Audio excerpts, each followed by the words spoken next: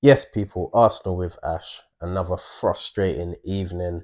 A 1-0 defeat away to Inter Milan. A game very, very similar to the game at the weekend. But I think we were a lot better on the ball at least and looked a little bit more dangerous within the game. But in the end, we've lost the game. A soft penalty in the first half just before half time. And that is literally the difference between the two teams. Inter didn't really cause us much threat. Obviously, in the first couple of minutes, they hit the bar and they had a long shot from Chalanoglu, which was good. But apart from that, they didn't cause us any problems. Yes, they did rotate a bit. They had a few of their star players on the bench. However, like I said, we controlled the game throughout pretty much the last 60 minutes of the game. And yeah, we just didn't have any spark. And I've been saying this since pretty much last season. This isn't even a now thing. Yes, we are in a rough patch and things aren't going for us at the moment.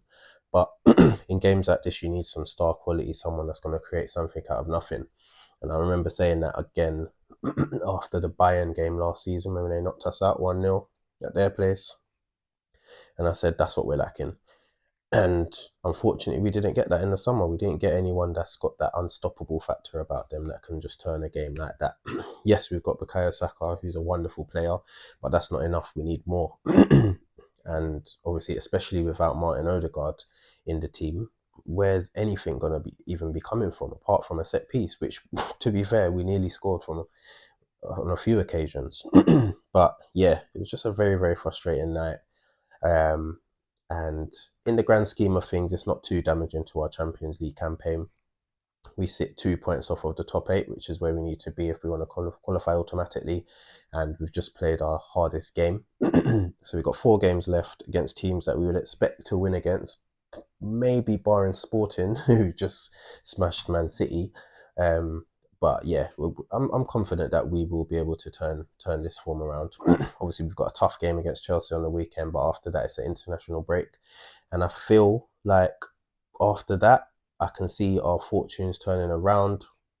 We've had some tough games to start the season. A lot of mitigating factors, suspensions, a lot of injuries, and yeah, we're clearly lacking something. But I do feel like when we do return from that international break, we've got a good run of games. We've got our skipper back, Martin Odegaard, who adds so much to the team. I spoke about it in a previous video this week, and yeah, I'm confident. I know we've just lost the game and it's very frustrating, but I do have a bit of confidence in that. I do think we need to give Ethan Waneri more minutes because we saw what he could do when he came on. He's just got that spark. He's got that fearlessness. He's happy to just receive and turn and go, and he done that brilliantly and had a good shot towards the end of the game. And for someone like Trossard, who's not impacting the team at all at the moment, I don't see why we can't play him. So on Sunday, that's what I want to see if Odegaard's not fit enough to start. Um, but yeah, at the end of the day, we lost the game, unfortunately, and we have to lift ourselves up because we got a massive game on Sunday. So yeah, we'll see what happens with that. Leading up to that game, hopefully the likes of Declan Rice can make it, and that will definitely improve our midfield. Obviously with Odegaard as well, if he can start. So yeah, let's see what happens. Team ratings, I'm gonna go with David Raya. He didn't have anything to do at all. Obviously he didn't save the penalty, but penalties are a bit of chance really. So yeah, I don't really have anything to say about him. He had literally had nothing to do. So I'll probably give him a 6 out of 10. Yeah, like I said, nothing to do. Ben White, I thought was decent. I do like Ben White at right back because he does have a really good connection with Saka. Found him with a few really good passes to help him to kind of isolate the fullback or the left centre back at the time. And yeah, I think he had a decent game, to be fair with you. At times he was a bit sloppy on the ball, but yeah, he nullified any threat down his side really. And like I said, he has a good connection with Saka. So yeah, I'll probably give him a 7 out of 10. I thought he was decent. Saliba, I thought he was decent as well. Often we found our centre backs 1v1 against each of their centre forwards because obviously they play over two, which we're not used to coming up against week in, week out. And I think he dealt with the threat well, especially when Thuram came on. He's a lot more physical and imposing than Lautaro Martinez. And Saliba dealt with that battle really well. So I'll give him a 7 out of 10. Same for Gabriel, 7 out of 10. I thought he dealt with battle well, especially after getting a really soft yellow card very early on. I was concerned that he could get into something, especially the way the Inter players were throwing themselves around and the referee was just being trigger happy with his whistle. I was concerned, but yeah, he done all right. 7 out of 10 for him. Timber, I thought had a good game. I thought he had a good game. He had a good battle out there with Denzel Dumfries, his countryman. And yeah, he dealt with the threat well and got forward at times as well. And he moved the ball a lot quicker than he has been, which has been a bit frustrating for me. So yeah, I thought he had a good game. I'll probably give him a 7.5 actually. Thomas Partey in there, done a good job. Obviously, in the second half, he was kind of almost left alone in midfield in terms of at the base of it. So we went for it kind of. And yeah, I thought he circulated the ball well. Carried the ball well. He's been playing well. He has been playing well. And this is him recently. So I'm happy with his performance again. Um, Obviously, I'd want a bit more penetration in terms of the passing and finding the forwards a lot quicker because you need that against a low block like this. But yeah, I'll probably give him a 7 out of 10. Mikel Merino didn't have a great first half. Obviously, came off at half time, gave away the penalty, which I don't blame him for because it was really soft. Could have got a penalty at the other end. He was taken out by the keeper, but I think he got a slight touch on the ball. But yeah, he wasn't great on the ball at all. It wasn't a great performance from him. I'll probably give him a 5 out of 10. Martinelli on the left gets a lot of the ball, gets a lot of chances to run at it, but it's just nothing. And then he cuts in, he crosses, a few dangerous crosses, a few nothing crosses. It's just not enough, unfortunately. Not enough quality coming from him. So yeah, not a great performance from him. And like I said, I did want to see Sterling before the game, and I think he could have probably offered a bit more. So yeah, I'll probably give Martinelli a 6 out of 10. Saka on the right, he tried.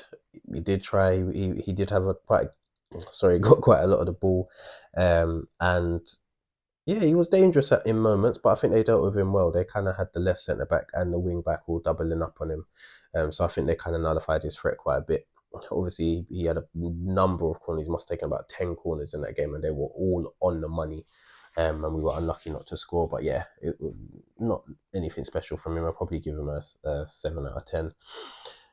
Trossard, absolutely nothing from him. Poor.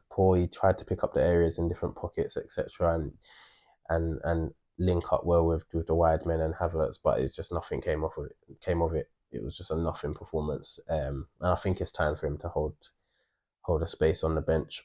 Someone like Ethan needs to come in for him. I think Odegaard, obviously coming back now, he needs to come in for him. And yeah, he can just go back to being a super sub, unfortunately, because his impact hasn't been good enough. I'll give him a 6 out of 10. Havertz, he was okay, held up the ball quite well at times. Obviously dropped into midfield in the second half, and he had a good moment actually when the keeper made a save coming out of the top corner. That was probably our best chance really, and then actually he had another chance as well, which was an amazing block by their centre back. But yeah, he had a decent game, a bit of a threat, but not enough cutting edge, unfortunately. So I'll probably give him a 7 out of 10 as well. In terms of subs coming off the bench, we had Jesus come off the bench, and I thought he was decent at times. Sometimes he wins the ball back, and his first touch is excellent, but then he tries to do too much, and that's frustrating. He needs to move the ball a lot quicker, and then he's got a bit of a hot head, got a stupid yellow card, but he was a bit of a danger for them. And I wanted him to start the game, and I think if he started the game instead of Trossard, we would have been a lot better off. But yeah, I'll probably give him a 6 out of 10. Ethan Waneri came off the bench, and like I said, he was a bright spark at one moment. A couple of moments he received the ball on a half turn and spun, and he just looks a dangerous player, man. He's just fearless and ready to attack anyone at any moment. But yeah, we need to see more of him in the coming weeks. I'll give him a 6.5 out of 10. Obviously Martin Odegaard came off, but he came on for about 3-4 minutes. Didn't have time to impact the game, but it was amazing to see him back in the team. And Zinchenko came on, didn't do nothing at all really. Tried to kind of link up with Martinelli on that left side, but he was just putting aimless crosses in the box, I guess, and nothing came off of it. So yeah, probably give him a 6 out of 10. But yeah, like I said, it's not all doom and gloom. We've just played back to back away from home, two of the most defensive teams in Europe, and they're really good at it. And we don't have enough creativity at the moment to break teams like that down. So yeah, I'm not surprised that we've lost both games 1-0. If I'm honest with you, it's been a thorn in our back for the last couple of seasons against those type of teams. Like I mentioned, Bayern away last season, and even Newcastle away last season again, Villa away last season. So yeah, I think in the coming weeks things are gonna definitely pick up for us, and we just need to get over this patch and stay together and stick together, because by January I can definitely see us number one into the last 16 of the Champions League, and number two closer to the top of the league than we are now. So yeah, I'm optimistic. Obviously we need to make sure we do not lose on Sunday, because that would be disastrous. But yeah, better days are coming, man, and yeah, we just got to keep our heads up and see what happens. But yeah, like, comment, share, subscribe, hit that notification bell. Let me know what you think of the game and what you think of us recently and our future. And yeah, we'll see you for the next game. A big one on Sunday, man. Big one. London derby against Chelsea. We need to do something there. But yeah, take care.